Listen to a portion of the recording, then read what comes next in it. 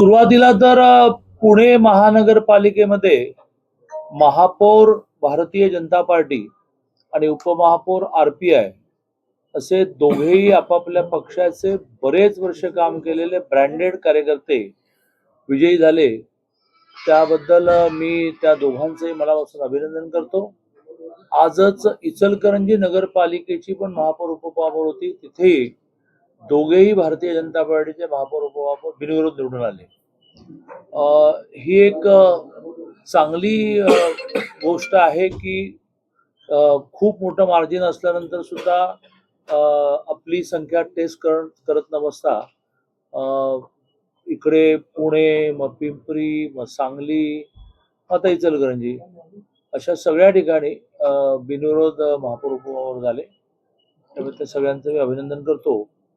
जिल्हा परिषद निवडणुकांची तुम्हाला उत्सुकता असेल, परंतु अजून एक तासभर तरी चित्र स्पष्ट व्हायला जाईल. कारण जिल्हा परिषद निवडणुकांमध्ये जसं आता एक आमची शिरूरची माजी आमदार बाबुराव पाचरण्यांची सून 24 मतांनी पडली. रिकाउंटिंग मध्ये ते 24 काही बदललं नाही. इतक्या त्या काठावर जात असतात. मला कोल्हापूर जिल्ह्यातली जी प्रतिष्ठेची एड्राव नावाची सीट आहे, ते 1100 मताने पुढे कळलेपर्यंत आता रिपोर्ट आला की ती पडली. अजून एक तास जाईल.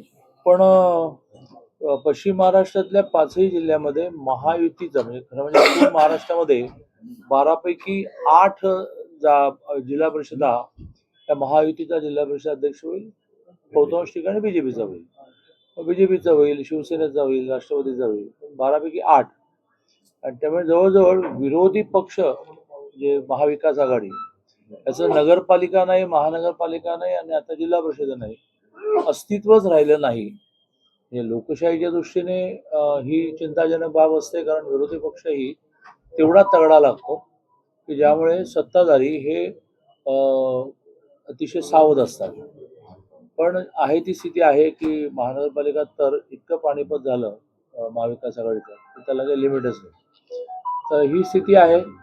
कोल्हापूर जिल्ह्यामध्ये एकूण 68 जागा असतात, त्याच्यामध्ये आत्ताच 30 जागा, त्या 10 बीजेपी, 10 एकनाथजींची शिवसेना आणि 10 अजितदादांची राष्ट्रवादी, असे 30 आल्याच आहेत.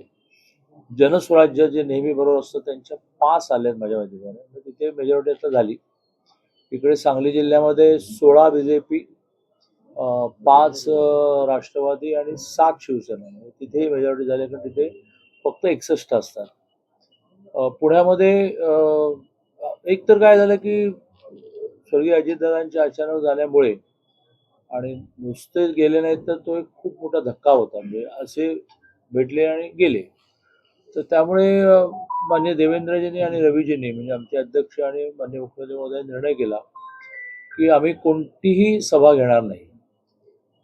त्याचा एक परिणाम स्वाभाविकपणे होतो, पण ते आपल्या संस्कृतीप्रमाणे बरोबरच होतं.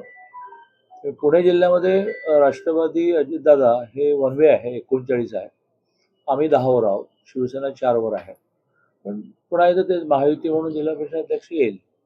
बोला.